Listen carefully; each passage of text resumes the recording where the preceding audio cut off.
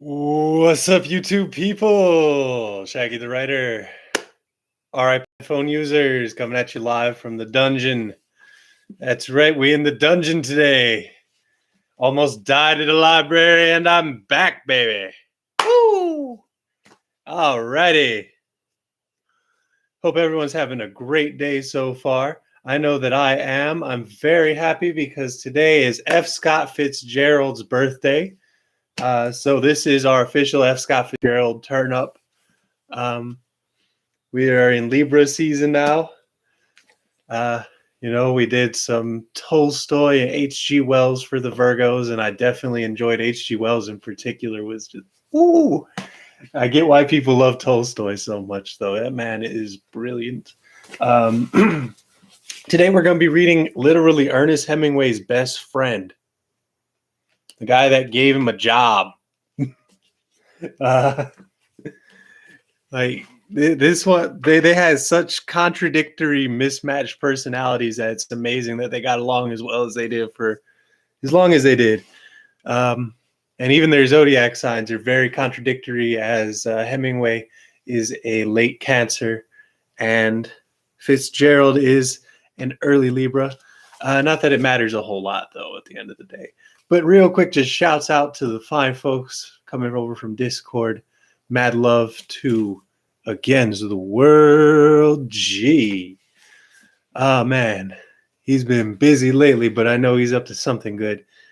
But definitely going back to that Discord, man, there's some love to the Virgin versus Chad people. All kinds of love to the r/alternate history hub people.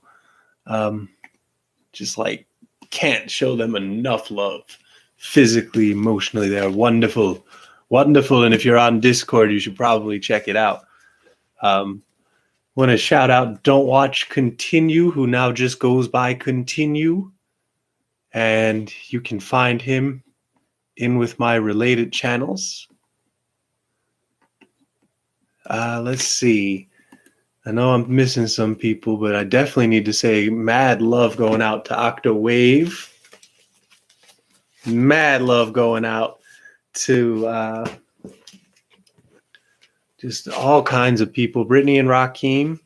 I cannot forget about either of them. I don't know if Marie's tuned into one of these in a friggin' while, but, go live your life, hon. Shit. We be getting new fans and new followers every day. Almost up to 90. So remember to hit that like button. Now here is our introduction.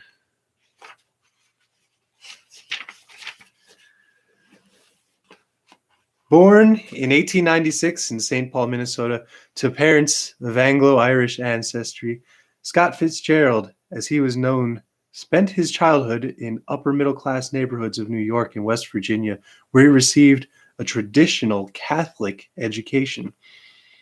His father was a failed salesman, and his mother had an inheritance from her family's grocery business. But life was cruel. Fitzgerald once wrote, 3 months before I was born, my mother lost her other 2 children. I think I started then to be a writer. His passion for literature revealed itself at an early age when he published just a detective story in the school newspaper at St. Paul Academy at only 13 years old. After graduating from the Newman School in 1913, he enrolled in Princeton University, contributing to 3 university newspapers. The workload adversely affected his grades. In 1917, he dropped out to enlist in the military.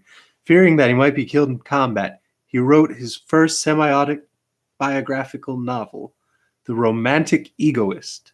And although it was rejected, he was encouraged by the publisher, who praised his originality, to keep writing. When posted to Camp Sheridan in Alabama in 1917, Fitzgerald met his own golden girl, Zelda Sayer, daughter of the Supreme Court judge. In wooing her, he once again came across barriers related to money and class. Zelda would only agree to marry Fitzgerald if he could support her financially, and so she ended the engagement. In the event he did not see action, the war ended before he could be deployed, and he sought a career in advertising in New York City, When it failed to provide him with sufficient income, he returned home to live with his parents and rewrote his first novel, now retitled as This Side of Paradise. By this time, he had a doomed affair with Chicago socialite Geneva King, the woman who inspired Isabel in This Side of Paradise, and Daisy in The Great Gatsby. And he discovered he wasn't perhaps as eligible as he had thought. When he overheard in an upper-class voice remark, "Rich girls don't marry poor boys," it provided the spark he needed for one of his key themes. Young men on the rise from humble circumstances.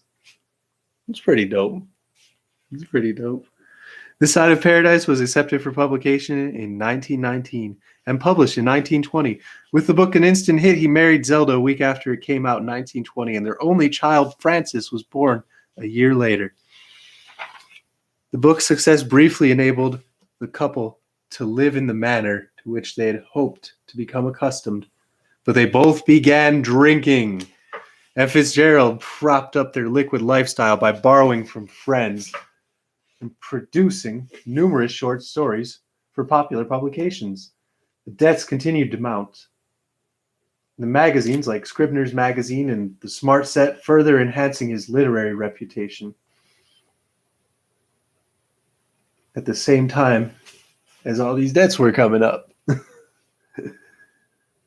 In 1920, a selection of these stories, including Bernice Bobs Her Hair, which made the cover of the Saturday Evening Post, was released as flappers and philosophers to capitalize on the success of This Side of Paradise. Today, it stands as a testament to his unique ability to capture the mood of contemporary America in the lost generation. In 1922, Fitzgerald published his second novel, The Beautiful and Damned, a satire on the jazz age that established his reputation as the voice of youth. America was leaving the Victorian age behind, adopting a new syncopated rhythm for fast-changing times. Syncopated. Okay, we're Googling that one. I'm not even into the content yet. I think I've heard syncopony before, but...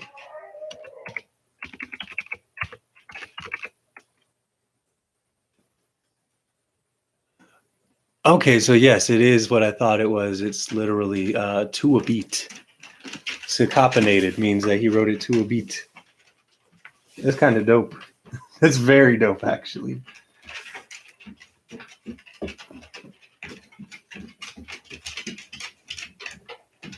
Today it stands as a testament to his unique ability to capture the mood of contemporary America in the lost generation. Oh, wait, yeah. Ah, yes. In the new... Hi. Hi. Oh, my goodness. In the same year, he released a collection of short stories titled Tales of the Jazz Age. It consisted of 17 stories in total, including critically acclaimed works like The Diamond as Big as the Ritz and The Curious Case of Benjamin Button, which had been published in some of America's most prestigious newspapers and magazines. In the years that followed, Fitzgerald became severely alcoholic and suffered from writer's block. In 1925, The Great Gatsby was published, but happiness continued to elude him. In 1930, Zelda was diagnosed with schizophrenia and her husband became enmeshed in a series of affairs. Tender as the Night is the story of an American psychiatrist married to a schizophrenic, published in 1934 and flopped. Yikes. Let me see if I can put the readers in. A friend of his, H.L. Micken, wrote a letter. The case of F. Scott Fitzgerald has become distressing. He is boozing in a wild manner, and he has become a nuisance. When Zelda became violent, Fitzgerald was forced to commit her to a North Carolina hospital in 1936, and he took himself to Hollywood to become a screenwriter. The stress contributed to his first heart attack. The second would kill him on December 21st, 1940. Fitzgerald's third book, The Great Gatsby, is widely considered to be an example of the perfect novel, but his other three, This Side of Paradise, The Beautiful and the Damned, and Tender is the Night, and an unfinished, posthumously published fifth book, The Last Tycoon, are all highly regarded. So too are his 4 short story collections, compiled from more than 160 stories that he has contributed to magazines. Although Francis Scott Key Fitzgerald published only 4 novels and achieved moderate success by the time of his early death at the age of 44, he is now regarded as one of the more significant American writers of the 20th century, a key figure of the lost generation, the directionless and disoriented youth who came of age in the roaring 20s and encapsulated the spirit of the so-called jazz age and gave that generation a voice.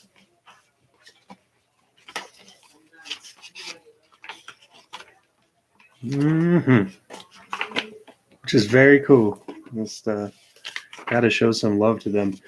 See, these cats really had to overcome like a lot of stuff to adapt with the modern world. So their era, in a lot of ways, is relatable to our era. In our era, we don't seem to have as much time to grow up and polish ourselves as they did, though, because you look at some of the early works of other writers in this era, and they will be like regarded as amazing, and they're not at all polished. They're not at all edited. Ernest Hemingway, literally on his first few books, he just his first few novels, they're just whole sections where it looks like he just sat there and didn't use a single space bar, didn't edit a single thing, didn't care in the world. And then there's this guy who was basically his opposite. So it's too bad he was alcoholic, because that shit kills so many people. It's yeah. As long ago as 1860, it was the proper thing to be born at home. At present, so I am told, the high gods of medicine have decreed that the first cries of the youth shall be uttered upon the anesthetic air of a hospital, preferably a fashionable young. So young Mr. and Mrs. Roger Button were 50 years ahead of the style when they decided one day in the summer of 1860 that their first baby should be born in a hospital. Whether this anachronism had any bearing on the astonishing history I'm about to set down will never be known. I shall tell you what occurred and let you judge for yourself.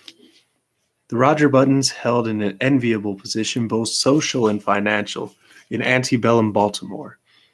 They were related to this family and that family, which, as every Southerner knew, entitled them to membership in the enormous prestige which largely populated the Confederacy. I hate them already. This was their first experience with the charming old custom of having babies. Mr. Button was naturally nervous. He hoped it would be a boy so that he could be sent to Yale College in Connecticut, an institution which Mr. Button himself had been known for 4 years by a somewhat obvious nickname of Cuff. He be taking your shit. No. Maybe not. I don't know. On the September morning consecrated to the enormous event, he arose nervously at 6 o'clock, dressed himself, adjusted an impeccable stock, and hurried forth through the streets of Baltimore to the hospital to determine whether the darkness of the night had borne in new life upon its bosom. When he was approximately 100 yards from the Maryland Private Hospital for ladies and gentlemen, he saw Dr. Keene, the family physician, descending the front steps, rubbing his hands together with a washing movement, as all doctors are required to do by the unwritten ethics of their profession. Mr. Roger Button, the president of Roger Button & Co. Wholesale Hardware, began to run toward Dr. Keene with much less dignity than was expected from a Southern gentleman of the picturesque period of assholery. No apologies there. Oh, Dr. Kane, he called. Dr. Kane. The doctor heard him, faced around, and stood waiting, a curious expression settling on his harsh, medicinal face as Mr. Button drew near. What happened? Demanded Mr. Button as he came up in a gasping rush. What was it? How is she? A boy? Who is it? What? Talk sense, said Dr. Keene sharply. He appeared somewhat irritated. Is the child born? Begged Mr. Button. Dr. Keene frowned. Why, yes, I suppose so, after a fashion. Again, he threw a curious glance at Mr. Button. Is my wife all right? Yes. Is it a boy or a girl? Here now, cried Dr. Keene in a perfect passion of irritation. I'll ask you to go and see for yourself. Outrageous. He snapped the last word out in one syllable, then turned away muttering, You imagine a case like this will help my professional reputation? One more would ruin me, ruin anybody. What's the matter? Demanded Mr. Button, appalled. Triplets? No, not triplets, answered the doctor cuttingly. What's more, you can go and see for yourself and get another doctor. I brought you into the world, young man. I've been the physician to your family for 40 years, but I'm through with you. I don't want to see you or any of your relatives ever again. Goodbye. And then he turned sharply and without another word climbed into his phaeton, which was waiting at the curbstone, and drove severely away. Mr. Button stood there on the sidewalk, stupefied and trembling from head to foot. What horrible mishap had occurred? He had suddenly lost all desire to go into the Maryland Private Hospital for Ladies and Gentlemen. It was the greatest difficulty that a moment later he found himself to mount the steps and enter the front door. The nurse was sitting behind a desk in the opaque gloom of the hall. Swallowing his shame, Mr. Button approached her. Good morning, she remarked, looking up at him pleasantly. Yeah, good morning. I'm Mr. Button. At this, a look of utter terror spread itself over the girl's face. She rose to her feet and seemed to fly from the hall, restraining herself only with the most apparent difficulty. I want to see my child, said Mr. Button. The nurse gave up a little scream. Oh, of course, she cried hysterically. Right upstairs, right away, go. She pointed the direction, and Mr. Button, bathed in cool perspiration, turned falteringly and began to mount to the second floor. In the upper hall, he addressed another nurse who approached him, basin in hand. I'm Mr. Button, he managed to articulate. I want to see my... Clank, the basin clattered to the floor and rolled in the direction of the stairs. Clank, clank. It began a methodical descent, as if sharing in the general terror which this gentleman provoked. I want to see my child, Mr. Button almost shrieked. He was on the verge of collapse. Clank, the basin reached the first floor. The nurse regained control of herself and threw Mr. Button a look of hearty contempt. All right, Mr. Button, she agreed in a harsh voice. Very well. But if you knew what a state you put us all in this morning, it's perfectly outrageous. The hospital will never have a ghost of a reputation after. Hurry, he cried hoarsely. I can't stand this. Come this way, then, Mr. Button. He dragged himself after her. At the end of the long hall, they reached a room from which produced a variety of howls, indeed, a room which, in later parlance, would have been known as the crying room. They entered. Well, gasped Mr. Button, which one is mine? There, said the nurse. Mr. Button's eyes followed her pointing figure. And this is what he saw, wrapped in the voluminous white blanket and partly crammed into one of the cribs. There sat an old man, apparently of 75 years of age. His sparse hair was almost white. From his chin dripped a long smoke-colored beard, which waved absurdly back and forth, fanned by the breeze coming in at the window. He looked up at Mr. Button with dim, faded eyes, in which lurked a puzzled question. Am I mad? Thundered Mr. Button, his terror revulsing in rage. Is this some ghastly hospital joke? It doesn't seem like a joke to us, the nurse replied severely. And I don't know whether you're mad or not, but this is most certainly your child. The cool perspiration redoubled on Mr. Button's forehead. He closed his eyes, and then opening them again, there was no mistake. He was gazing at a man of 70, a baby of 70, a baby whose feet hung over the sides of the crib in which it was reposing. The old man looked placidly from one to the other for a moment, and then suddenly spoke in a cracked and ancient voice. "Are you my father?" he demanded. Mr. Button and the nurse stared violently. "Because if you are," went on the old man querulously, "I wish you'd get me out of this place, or at least get them to put me in a comfortable rocker here." "By God's name, where did you come from? Who are you?" burst out of Mr. Button frantically. "I can't tell you exactly who I am," replied the querulous whine, "because I've only been born a few hours. But my last name is certainly Button." "You lie, you're an imposter." The old man turned wearily to the nurse. "Nice way to welcome a newborn child," he complained in a weak voice. "Tell him he's wrong, why don't you?" "You're wrong, Mr. Button," said the nurse severely. "This is your child, and you'll have to make the best of it. We're going to ask you to take him home with you as soon as possible, sometime today." "Home?" repeated Mr. Button incredulously.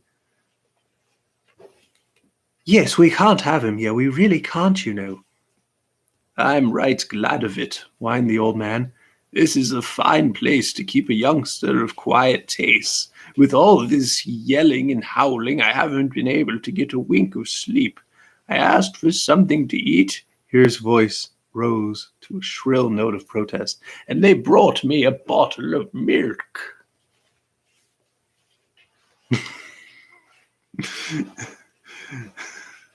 Mr. Button sat down upon his chair as his son concealed his face in his hands. "My heavens," he murmured in an ecstasy of horror. "What will people say? What must I do?"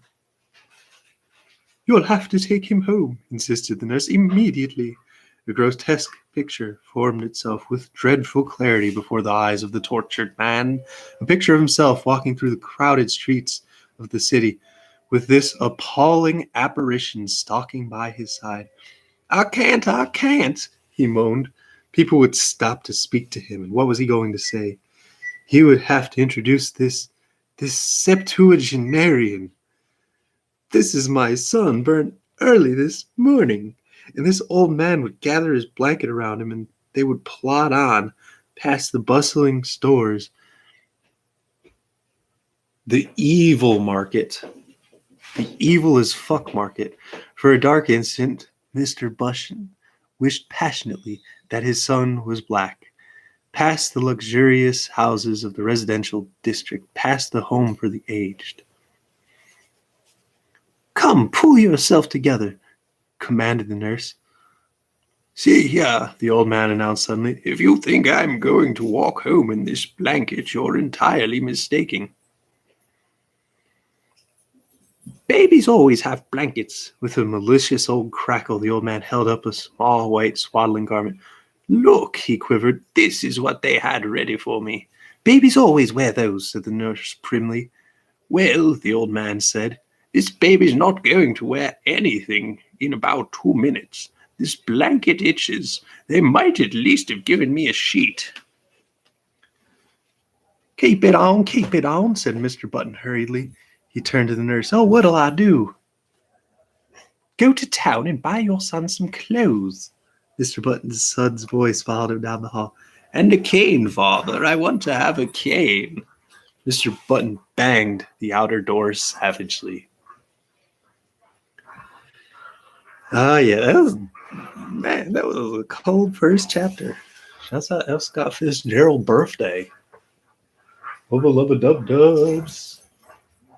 F. Scott Fitzgerald. Shout out Christina, who was reading my book. I would shout out Tracy, but she read my book and got afraid. Because if you're not familiar with the concept of allegory, you probably shouldn't read other people's books. That's okay. Chapter 2. Just to clarify, Christina is awesome. Oh, also, I completely forgot. I found a really, really dope booktuber that y'all should check out. She is a YA novelist. And just like absolutely adore some of her analysis on stuff. But let me get the channel name. Francina Simone. There we go. That's who y'all need to sub to. Just saying, it's a very good writer, very good literary analysis. Disagree with her on a couple things, but most of what she says holds true for everybody, and you should always listen to someone like that. So, but yeah. And yeah, Christina is a goddess. There we go. Shouts out r/alternate history hub Discord. Shouts out Virgin Chat Discord.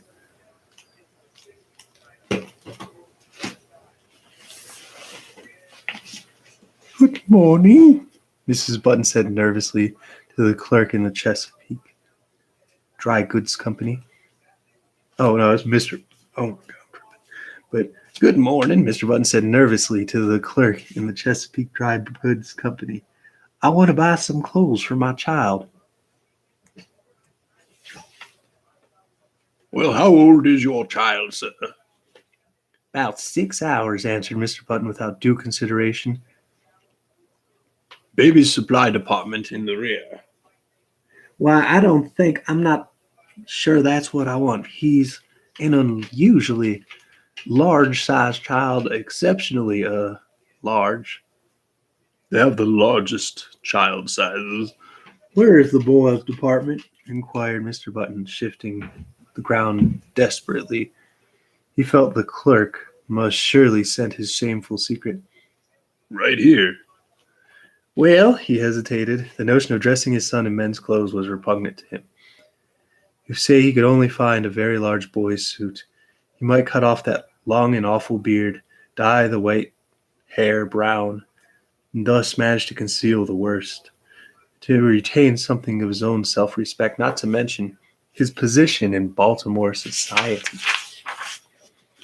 A frantic inspection of the boys' department revealed no suits to fit the newborn Button. He blamed the store, of course. In such cases, it is the thing to blame the store. Message!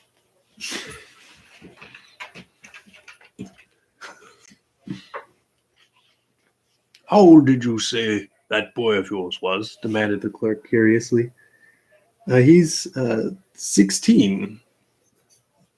I beg your pardon. I thought you said 6 hours. You'll find the youth department in the next aisle. Mr. Button turned miserably away. Then he stopped, brightened, and pointed his finger toward a dress dummy in the window display. There, he claimed. I'll take that suit. The one out there on the dummy. The clerk stared. Why, he protested, that's not a child suit. At least it is, but it's a fancy dress. You could wear it yourself. Wrap it up, insisted his customer nervously. That's what I want. The astonished clerk obeyed. Back at the hospital, Mr. Button entered the nursery and almost threw the package at his son. Here's your clothes, he snapped out. The old man untied the package and viewed the clothes with a quizzical eye. They look sort of funny to me, he complained. I don't want to be made a monkey of. You've made a monkey of me, retorted Mr. Button fiercely. Never you mind how funny you look. Put them on or I'll spank you. He swallowed uneasily at the penultimate word, feeling nevertheless that it was the proper thing to say. All right, father. This was a grotesque simulation of filial respect. You've lived longer. You know best, just as you say. As before, the sound of the word father caused Mr. Button to start violently. And hurry. Oh, and hurry. I'm hurrying, father. When his son was dressed, Mr. Button regarded him with depression. The costume consisted of dotted socks, pink pants, and a belted blouse with a wide white collar. Over the latter waved the long whitish beard, drooping almost to his waist. The effect was not good. Wait! Mr. Button seized a hospital shear, and with 3 quick snaps amputated a large section of the beard. But even with this improvement, the ensemble fell far short of perfection. The remaining brush of scraggly hair, the watery eyes, ancient teeth seemed oddly out of tone with the gaiety of the costume. Mr. Button, however, was obdurate. He held out his hand. "Come along," he said sternly. His son took his hand trustingly. What are you going to call me, Dad? He quivered as they walked from the nursery. Just baby for a mile till you think of a better name. "I don't know," Mr. Button grunted as he answered harshly. "I think we'll call you Methuselah." I was right to hate this man. Oof. Yeah, it was a very short chapter. Y'all know you're loved. You're awesome. Smash that like button. Chapter 3. Even after the new addition to the Button family had his hair cut short and then dyed to a sparse, unnatural black, it had his face shaved so close that it glistened, and it had been attired in small boy clothes made to order by a flabbergasted tailor, it was impossible for Button to ignore the fact that his son was a poor excuse for a first family baby. Despite his age, stoop, Benjamin Button, for it was by this name they called him, instead of by the appropriate but invidious Methuselah, was 5 feet 8 inches tall. His clothes did not conceal this, nor did the clipping and dyeing of his eyebrows to disguise the fact that the eyes underneath were faded and watery and tired. In fact, the baby nurse, who had been engaged in advance, left the house after one look in a state of considerable indignation. But Mr. Button persisted in his unwavering purpose. Benjamin was a baby, and a baby he should remain. At first he declared that if Benjamin didn't like warm milk, he'd go without food altogether. But he finally prevailed upon to allow his son bread and butter, and even oatmeal by way of compromise. One day he brought home a rattle, and giving it to Benjamin, insisted in no uncertain terms that he should play with it, whereupon the old man took it with a weary expression, and could be heard jingling it obediently at intervals throughout the day. There can be no doubt, though, that the rattle bored him, and that he found other, more soothing amusements when he was left alone. For instance, Mr. Button discovered one day that during the preceding week he had smoked more cigars than ever before, a phenomenon which was explained a few days later when, entering the nursery unexpectedly, he found the room full of a faint blue haze, and Benjamin with a guilty expression on his face, trying to conceal the butt of a dark Havana. This, of course, called for a severe spanking. But Mr. Button found that he could not bring himself to administer it. He merely warned his son that he would stunt his growth. Nevertheless, he persisted in his attitude. He brought home lead soldiers, he brought toy trains, he brought large, pleasant animals made of cotton, and to perfect the illusion, which he was creating for himself at least, he passionately demanded of the clerk in the toy store whether the paint would come off of the pink duck if the baby put it in his mouth. But despite all his father's efforts, Benjamin refused to be interested. He would steal down the black stairs and return to the nursery with the volume of the Encyclopedia Britannica, over which he would pore through an afternoon while his cotton cows and his Noah's Ark were left neglected on the floor. Against such a stubbornness, Mr. Button's efforts were of little avail. The sensation created in Baltimore was at first prodigious. What the mishap would have cost the Buttons and their kinsfolk socially cannot be determined, for the outbreak of civil war drew the city's attention to other things. But people who were unfailingly polite racked their brains for compliments to give the parents, and finally hit upon the ingenious device of declaring that the baby resembled his grandfather, a fact which, due to the standard state of decay common to all men of 70, could not be denied. Mr. and Mrs. Roger Button were not pleased, and Benjamin's grandfather was furiously insulted. Benjamin, once he left the hospital, took life as he found it. Several small boys were brought to see him. He spent a stiff-jointed afternoon trying to work up an interest in tops and marbles. He even managed, quite accidentally, to break a kitchen window with a stone from a slingshot, a feat which secretly delighted his father. Thereafter, Benjamin contrived to break something every day, but he did these things only because they were expected of him and because he was by nature obliging. When his grandfather's initial antagonism wore off, Benjamin and that gentleman took enormous pleasure in one another's company. They would sit for hours, these two, so far apart in age and experience, and like old cronies, discuss with tireless monotony the slow events of the day.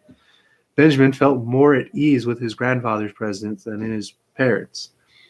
They seemed always somewhat in awe of him, and despite the directorial authority they exercised over him, frequently addressed him as Mr. He was as published as anyone else at the apparent advanced age of his mind and body at birth. He read up on it in the medical journal, but found that no such case had been previously recorded. At his father's urging, he made an honest attempt to play with the other boys, and frequently he joined in the milder games. Football shook him up too much, and he feared that a case of a fracture his ancient bones would refuse to knit. When he was 5, he was sent to kindergarten, where he initiated into the art of pasting green paper on orange paper, of weaving colored maps and manufacturing eternal cardboard necklaces. He was inclined to drowse off to sleep in the middle of these tasks, a habit which both irritated and frightened his young teacher. To his relief, she complained to his parents, and he was removed from the school. The Roger Buttons told their friends that they felt he was too young. By the time he was 12 years old, his parents had grown used to him. Indeed, so strong is the force of custom that they no longer felt that he was different from any child, except when some curious anomaly reminded them of the fact. But one day, a few weeks after his 12th birthday, while looking in the mirror, Benjamin made, or thought he made, an astonishing discovery. Did his eyes deceive him, or had his hair turned in a dozen years of his life from white to iron gray under its concealing dye? Was the network of wrinkles on his face becoming less pronounced? Was his skin healthier and firmer? Was even a touch of ruddy winter color? He could not tell. He knew that he no longer stooped and that his physical condition had improved since the early days of his life. Can it be? He thought to himself, or rather, scarcely dared to think. He went to his father. I am grown, he announced determinedly. I want to put on long trousers. His father hesitated. Well, he said finally, I don't know. 14 is the age for putting on the long trousers, and you're only 12. But you'll have to admit, protested Benjamin, that I'm a bit big for my age. His father looked at him with illusory speculation. Oh, I'm not sure of that. I was as big as you when I was 12. That was not true. It was all part of Roger Button's silent agreement with himself to believe in his son's normality.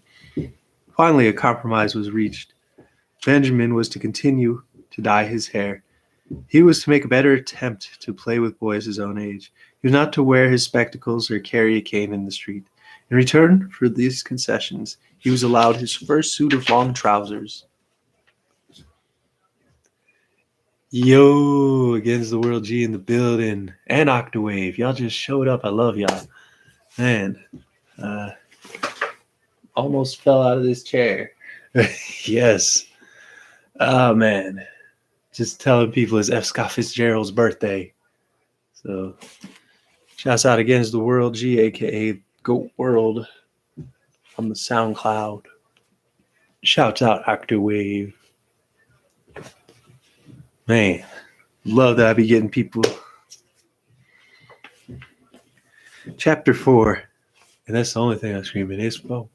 That's the only thing I scream. That ain't over everything. Every time motherfuckers is phone.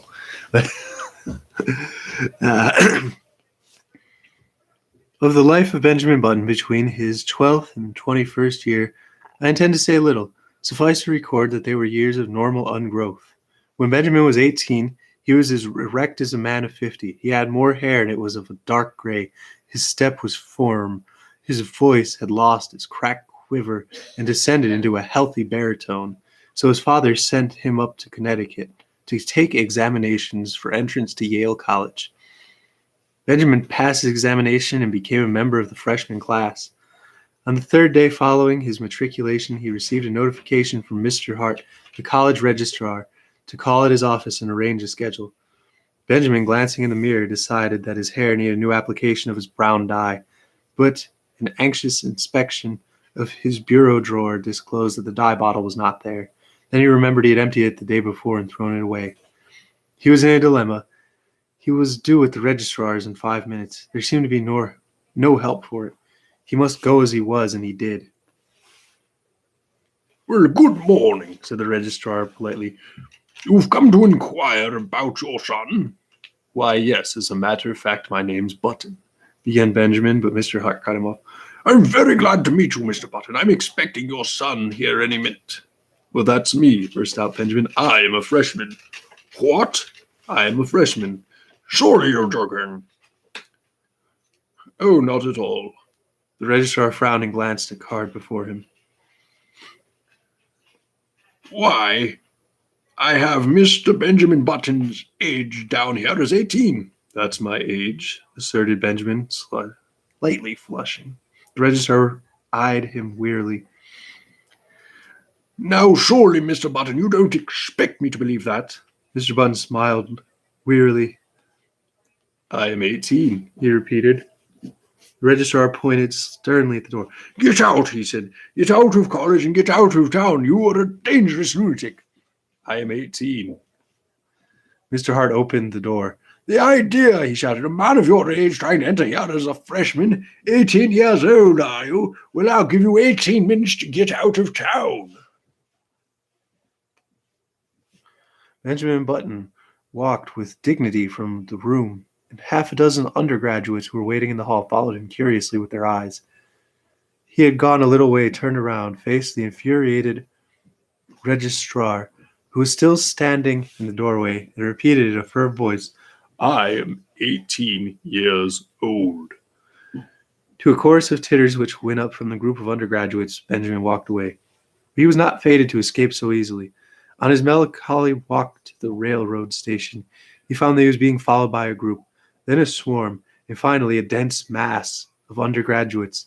The word had gone around that a lunatic had passed the entrance exams for Yale and attempted to palm himself off as a youth of 18.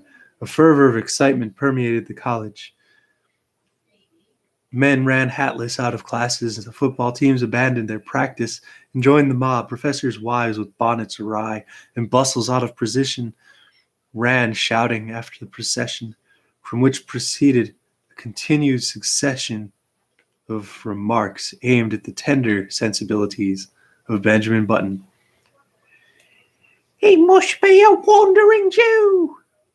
He ought to go to prep school at his age. Look at the infant prodigy. He thought he was an old man's home. Go to Harvard. Benjamin increased his gait, and soon he was running. He would show them he would go to Harvard. Then they would regret these ill-considered taunts. Safely on board the train for Baltimore, he put his head from the window. "You'll regret this," he shouted.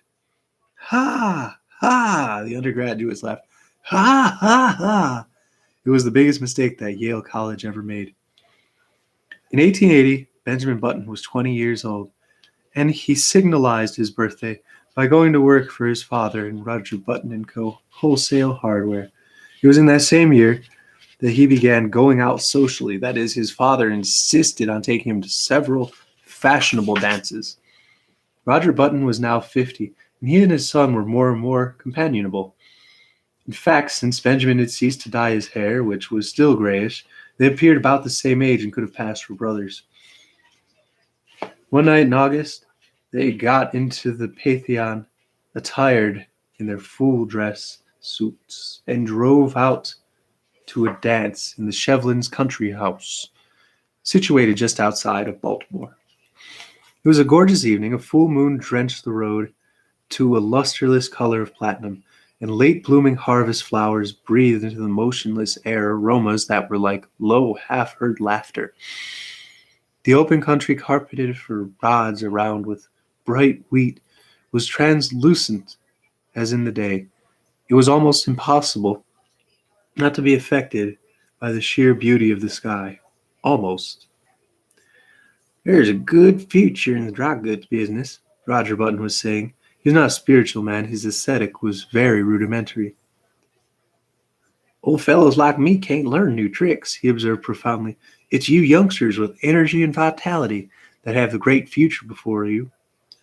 Far up the road, the lights of the Shevlins' country house drifted into view, and presently there was a sighing sound that crept presently towards them.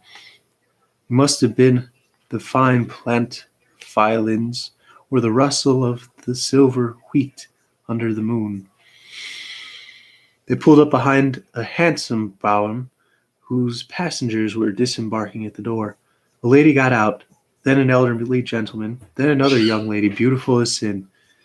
Benjamin started, an almost chemical change seemed to dissolve and recompose the very elements of his body. A rigor passed over him. Blood rose into his cheeks, his forehead, and there was a steady thumping in his ears. It was first love. The girl was slender and frail, with hair that was ashen under the moon, and honey-colored under the sputtering gas lamps of the porch. Over her shoulders was thrown a Spanish mantilla of softest yellow, butterflied in black. Her feet were glittering buttons at the hem of her bustle dress. Roger Button leaned over to his son. "That," he said, "is young Hildegard Moncrief, the daughter of General Moncrief." Benjamin nodded coldly. "Pretty little thing," he said indifferently. But when the servant boy had led the buggy away, he added, "Dad, you may want to introduce me to her." They approached a group of which Miss Moncrief was the center.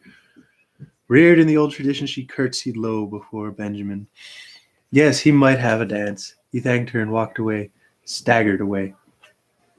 The interval until the time for his turn should arrive dragged itself out interminably.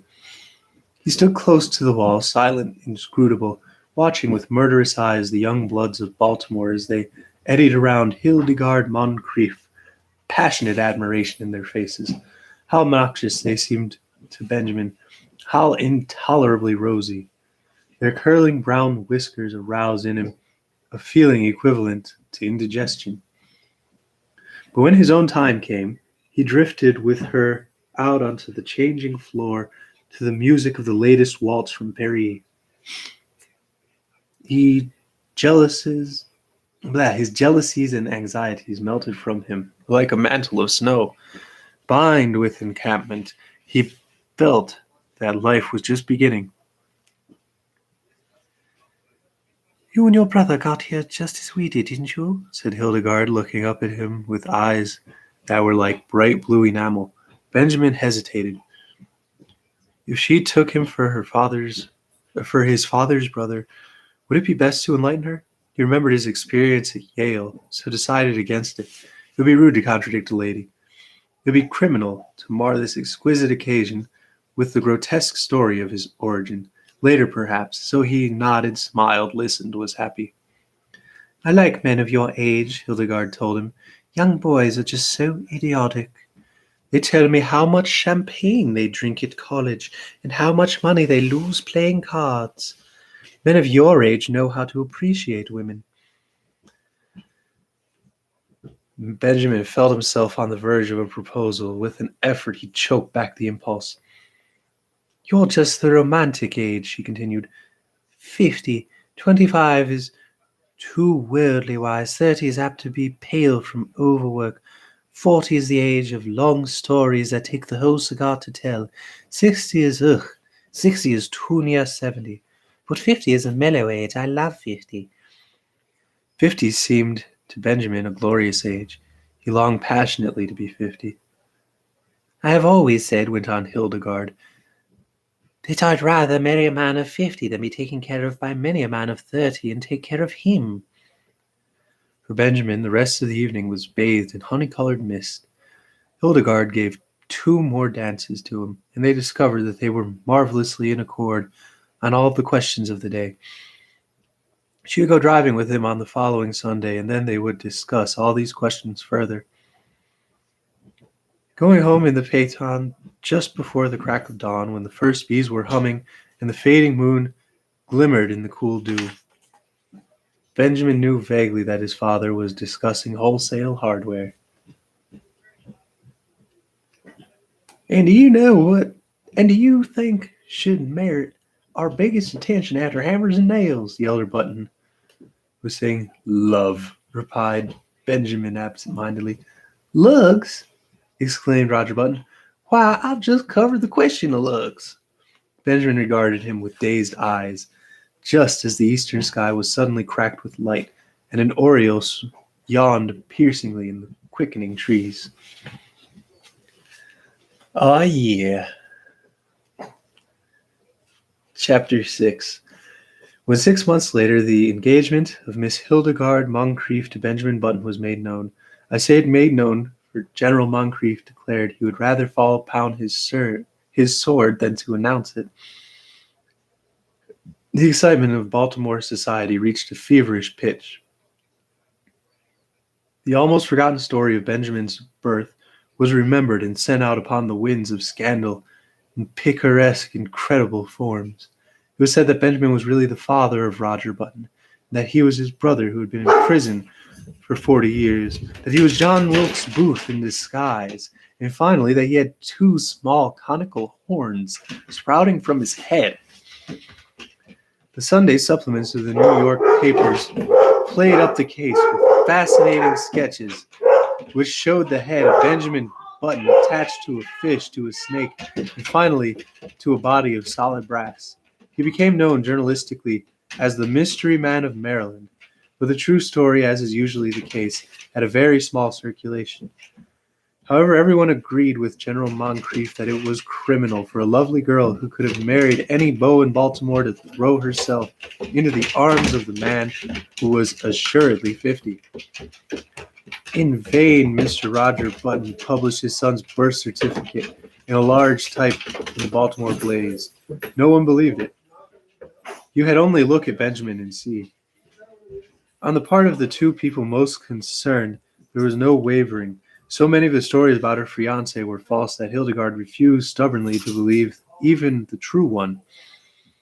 In vain, General Moncrief pointed out to her the high mortality among men of 50, or at least among men who looked 50. In vain he told her of the instability of the wholesale hardware business. Hildegard had chosen to marry for mellowness, and marry she did.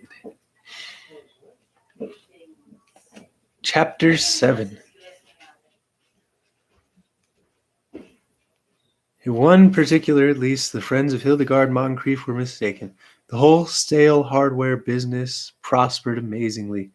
In 15 years between Benjamin Button's marriage in 1880 and his father's retirement in 1895, the family fortune was doubled, and this was due largely to the younger member of the firm. Needless to say, Baltimore eventually received the couple to its bosom. Even old General Moncrief became reconciled to his son-in-law when Benjamin gave him the money to bring out his History of the Civil War in 20 volumes, which had been refused by 9 prominent publishers. Benjamin himself, 15 years, had wrought many changes. It seemed to him that the blood flowed with new vigor through his veins.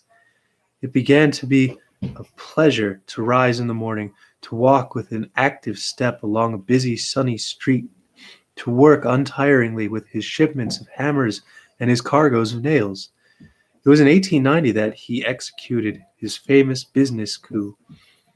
He brought up the suggestion that all nails used in nailing up the boxes in which the nails are shipped are the property of the shippee, a proposal which became a statute, was approved by Chief Justice Fossil, and saved Roger Button and Company Wholesale Hardware more than 600 nails every year.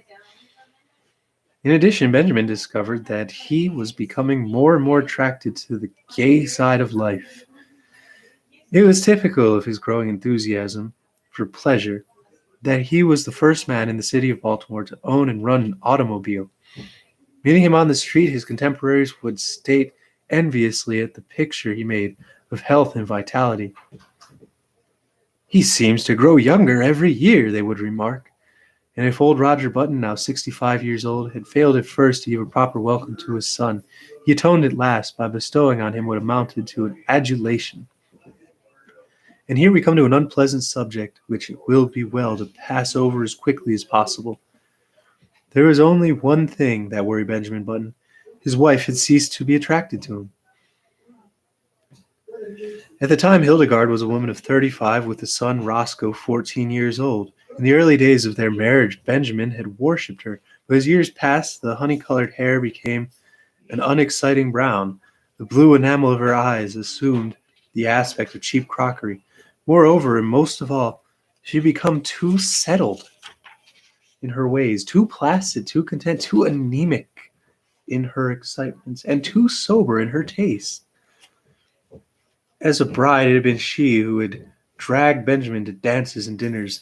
Now conditions were reversed. She went out socially with him, but without enthusiasm, devoured already by the eternal inertia which comes to live with each of us one day and stays with us to the end. Benjamin's discontent waxed stronger. At the outbreak of the Spanish-American War in 1898, his home had for him so little charm that he decided to join the army. With his business influence, he obtained a commission as captain and proved so adaptable to the work that he was made a major and finally a lieutenant colonel just in time to participate in the celebrated charge up San Juan Hill. He was slightly wounded and received a medal. Benjamin became so attached to the activity and excitement of army life that he regretted to give it up, but his business required attention, so he resigned his commission and came home. He was met at the station by a brass band and escorted to his house. Man. Superman and Spider-Woman. That sounds dope. I'm not going to lie, Octawave. I have not read that, but I want to now because it sounds very dope. Shouts out Against the World. Gee, shouts out Octawave. Octawave, I think I have to put you as one of my related channels at this point, and will in the next couple weeks. Next time I update that list for sure. Yeah. Shouts out the r/alternate history hub Discord. Shouts out Virgin versus Chad. Shouts out Christina if you end up watching this later. Chapter 8. Hildegard, waving a large silk flag, greeted him on the porch, and even as he kissed her, he felt with a sinking of the heart that these 3 years had taken their toll. She was a woman of 40 now, with a faint skirmish line of gray hairs in her head. The sight depressed him. Up in his room, he saw his reflection in the familiar mirror. He went closer and examined his own face with anxiety, comparing it to a moment with a photograph of himself in uniform taken just before the war. "Good Lord," he said aloud. The process was continuing. There was no doubt of it. He now looked like a man of 30. Instead of being delighted, he was uneasy. He was growing younger. He had hitherto hoped that once he reached a bodily age equivalent to his age in years, the grotesque phenomenon which had marked his birth would cease to function. He shuddered. His destiny seemed to him awful, incredible. When he came downstairs, Hildegard was waiting for him. She appeared annoyed, and he wondered if she had at last discovered that there was something amiss. It was with an effort to relieve the tension between them that he broached the matter at dinner in what he considered a delicate way. "Well," he remarked lightly, "everybody says I look younger than ever." Hildegard regarded him with scorn. She sniffed. "Do you think it's anything to boast about?" "I'm not boasting," he asserted uncomfortably. She sniffed again. "The idea," she said after a moment. "I should think you'd have pride to stop it." "How can I?" He demanded it. "I'm not going to argue with you," she retorted, "but there's a right way of doing things and a wrong way. If you've made up your mind to be different from everybody else, I don't suppose I can stop you, but I really don't think it's very considerate." "But Hildegard, I can't help it." "You can too. You're simply stubborn. You think you don't want to be like anyone else. You always have been that way. You always will be. But just think how it would be if everyone else looked at things as you do, and what the world would be like." This was an inane and unanswerable argument. Benjamin made no reply, and from that time on a chasm began to widen between them. He wondered what possible fascination she had ever exercised over him. To add to the breach, he found as the new century gathered headway that his thirst for gaiety grew stronger.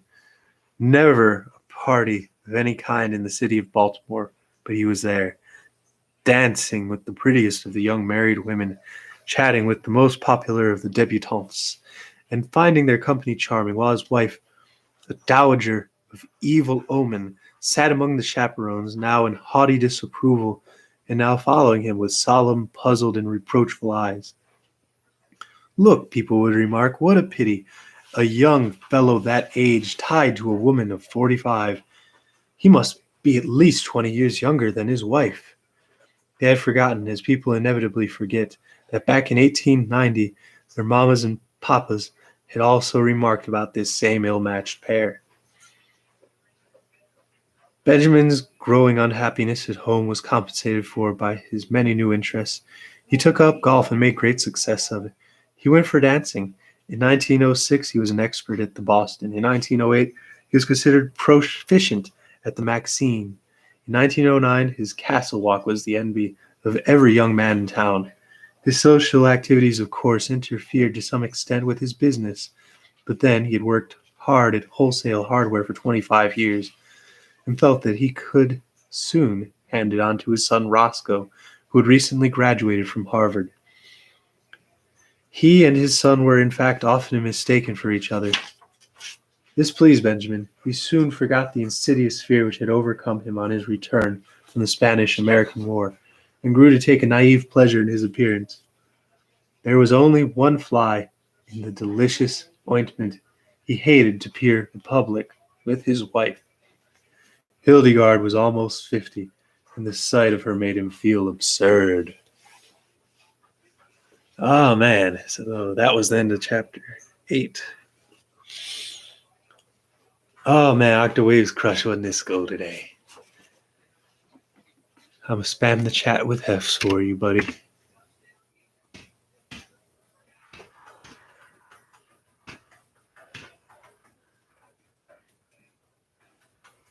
Yeah, things will get better, Octawave.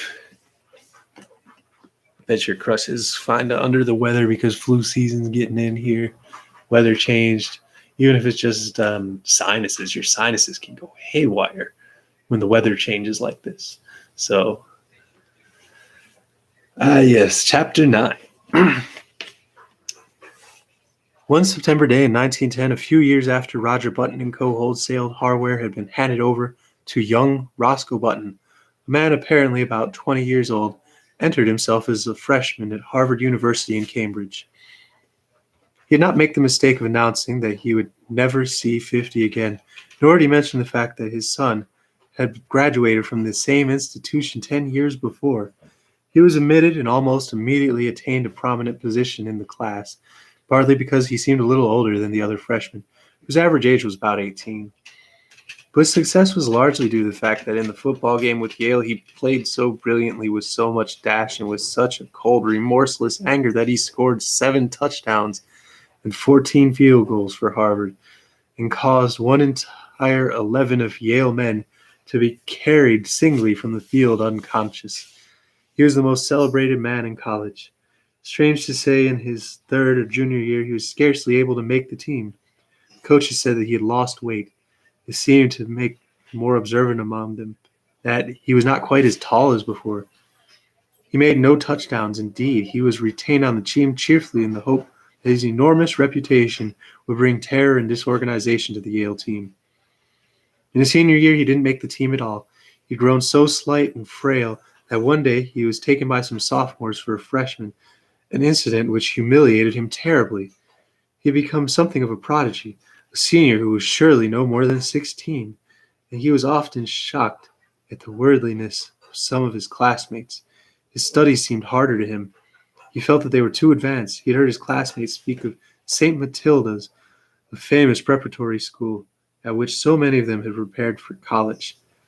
And he determined after his graduation to enter himself in St. Matilda's, where the sheltered life among boys his own size would be more congenial to him. Upon his graduation in 1914, he went home to Baltimore with his Harvard diploma in his pocket. Hildegard was now residing in Italy, so Benjamin went to live with his son Roscoe.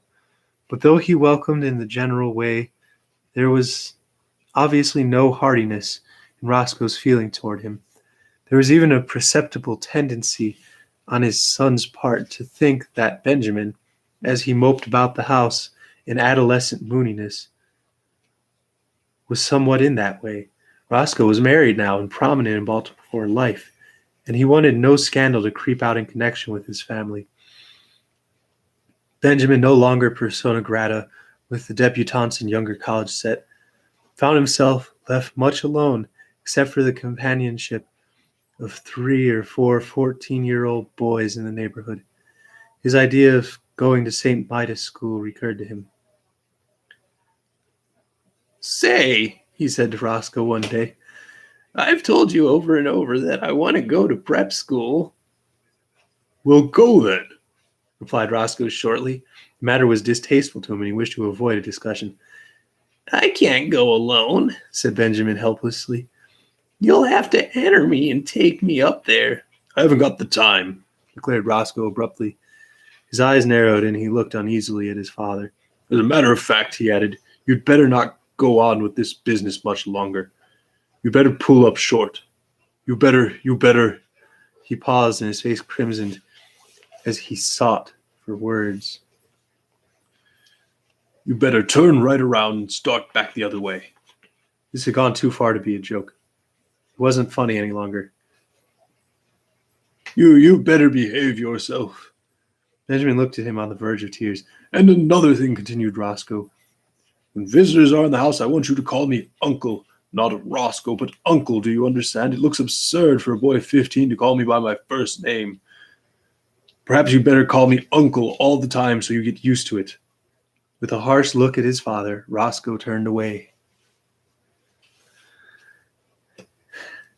Chapter 10. At the termination of this interview, Benjamin wandered dismally upstairs and stared at himself in the mirror. He had not shaved for 3 months, but he could find nothing on his face but a faint white down with which it seemed unnecessary to meddle.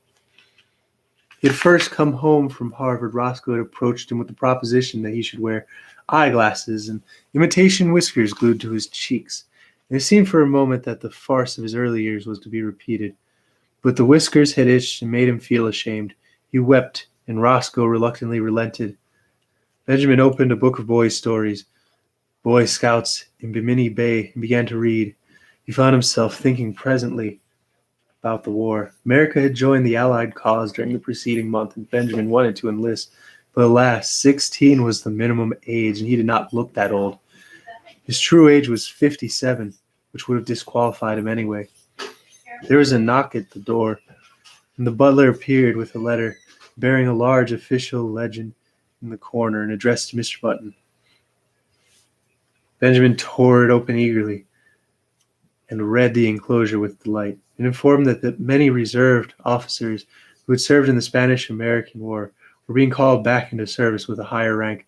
It enclosed the commission as Brigadier General in the United States Army with orders to report immediately. Benjamin jumped to his feet, fairly quivering with enthusiasm. This was what he wanted. He seized his cap, then 10 minutes later, he entered a large tailoring establishment on Charles Street and asked in his uncertain treble to be measured for a uniform. Want to play soldier, sonny? Demanded a clerk casually. Benjamin flushed. Never mind what I want, he retorted angrily. My name's Button, and I live on Mount Vernon Place, so you know I'm good for it. Well, the clerk answered, as I guess you're not. I guess your daddy is all right. Benjamin was measured, and a week later his uniform was completed. He had difficulty in obtaining the proper general's insignia because the dealer kept insisting to Benjamin that a nice VWCA badge would look just as well and be much more fun to play with. Saying nothing to Roscoe, he left his house one night and proceeded by train to Camp Mosby in South Carolina, where he was to command an infantry brigade. On a sultry April day, he approached the entrance to the camp, paid off the taxicab which had brought him from the station, and turned to the sentry guard. Get someone to handle my luggage, he said briskly. The sentry eyed him reproachfully. Say, he marched, where are you going with them duds, sonny? Benjamin, a veteran of the Spanish-American War, whirled upon with fire in his eyes, but with, at last, a changing treble voice. "Come to attention," he tried to thunder. He paused for breath. Then suddenly he saw the sentry snap his heels together and bring his rifle to present. Benjamin concealed a smile with gratification, but when he glanced around, his smile faded. It was not he who inspired obedience, but an imposing artillery colonel who was approaching on horseback. "Colonel!" cried Benjamin shrilly. The colonel came up, drew rein, and looked coolly down at him with a twinkle in his eyes. "Well, whose little boy are you?" he demanded kindly. I'll soon darn well show you whose little boy I am, retorted Benjamin in a ferocious voice. "Get down off that horse." The colonel roared with laughter. "You want him, eh, General?" "Here," cried Benjamin desperately, "read this," and he thrust his commission toward the colonel. The colonel read it, his eyes popping from their sockets. "Where did you get this?" he demanded, slipping the document into his own pocket. "I got it from the government, as you'll soon find out." "You come along with me," said the colonel with a peculiar look. "We'll go up to headquarters and talk this over. Come along." The colonel turned and began walking his horse in the direction of headquarters. There was nothing for Benjamin to do but follow with as much dignity as possible, meanwhile promising himself a stern revenge. But this revenge did not materialize. 2 days later, however, his son Roscoe materialized from Baltimore, hot and cross from a hasty trip, and escorting the weeping General Sans uniform back to his home. Oh, man. Chapter 11. In 1920, Roscoe Button's first child was born. During the attendant festivities, however, no one thought it the thing to mention that the little grubby boy, apparently about 10 years of age, who played around the house with soldiers in miniature circus, was the new baby's own grandfather. No one disliked the little boy, whose fresh, cheerful face was crossed with just a hint of sadness. But to Roscoe Button, his presence was a source of torment. In the idiom of his generation, Roscoe did not consider the matter efficient. It seemed to him that his father, in refusing to look 60, had not behaved like a red-blooded he-man. That was Roscoe's favorite expression, but in a curious and perverse manner. Indeed, to think about the matter for as much as half an hour drove him to the edge of insanity. Roscoe believed that live wires should be kept young, but carrying it out on such a scale was inefficient, and there Roscoe rested. 5 years later, Roscoe's little boy had grown old enough to play childish games with little Benjamin under the supervision of the same nurse. Roscoe took them both to kindergarten on the same day. Benjamin found that playing with little strips of colored paper, making mats and chains and curious and beautiful designs was the most fascinating game in the world. Hi. Once he, yeah, Dad and I are going to Mio's. The dogs have been fed. okay, you guys have fun. Are you staying home or you don't know? Yeah, I'm staying home. How do you feel?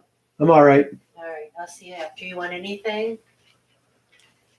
That's okay. All right, you've got all that vegetable soup. Yep.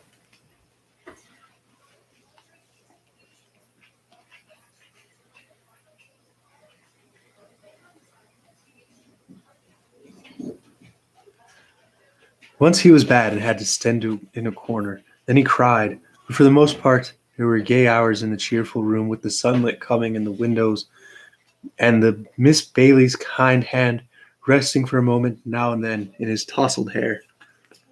Roscoe's son moved up into first grade after a year, but Benjamin stayed on in kindergarten. He was very happy. Sometimes when other tots talked about what they would do when they grew up, a shadow would cross his little face as if a dim, childish way he realized that those were things in which he was never to share. The days flowed on in monotonous content. He went back a third year to the kindergarten, but he was too little now to understand what the bright, shining scraps of paper were for. He cried because the other boys were bigger than he, and he was afraid of them. The teacher talked to him, but though they tried to understand, he could not understand at all. He was taken from kindergarten. His nurse, Nana, in her starched gingham dress, became the center of his tiny world. On bright days, they walked in the park. Nita would point at the great gray monster and say, "Elephant." and Benjamin would say it after her. And when he was being undressed for bed at night, they would say it over and over. Elephant, elephant, elephant. Sometimes Nana let him jump on the bed, which was fun, because if you sat down exactly right, it would bounce you up on your feet again. And if you said, ah, for a long time while you jumped, you got a very pleasing broken vocal effect. He loved to take a big cane from the hat rack and go around hitting chairs and tables with it, saying, fight, fight, fight. That's all. And there were people there. The old ladies would cluck at him, which interested him, and the young ladies would try and kiss him, which he submitted to with mild boredom. And when the long day was done at 5 o'clock, he would go upstairs with Nana and be fed on oatmeal and nice, soft, musty foods with a spoon. There were no troublesome memories in his childhood sleep. No token came to him of his brave days at college, the glittering years when he flustered the hearts of many young girls. There were only white, safe walls of his crib and Nana and a man who came to see him sometimes, and the great big orange ball that Nana pointed at just before his twilight bed hour and called the sun. When the sun went, his eyes were sleepy. There were no dreams to haunt him. The past, the wild charge at the head of his men up San Juan Hill, the first years of his marriage where he worked late into the summer dusk down in the busy city for young Hildegard whom he loved. The days before that when he sat smoking far into the night in the gloomy old Button House on Monroe Street with his grandfather. All these faded like unsubstantial dreams from his mind, as though they had never been. He did not remember. He did not remember clearly whether the milk was warm or cool at his last feeding, or how many days passed. There was only his crib and Nana's familiar presence. And then he remembered nothing. When he was hungry, he cried, that was all. Through the noons and nights he breathed, and over him there were soft mumblings and murmurings that he scarcely heard, and faintly differentiated smells and light and darkness. Then it was all dark in his white crib, and the dim faces that moved above him, and the warm, sweet aroma of milk faded out altogether from his mind. Oh, God. That was so good. That's way better than the movie. But I could definitely see how they made it into a 2-hour movie. Oh my goodness. Wow. Ugh. I hope everyone's doing all right, though. We got a huge collection of F. Scott Fitzgerald, as well as a few other really dope Libras.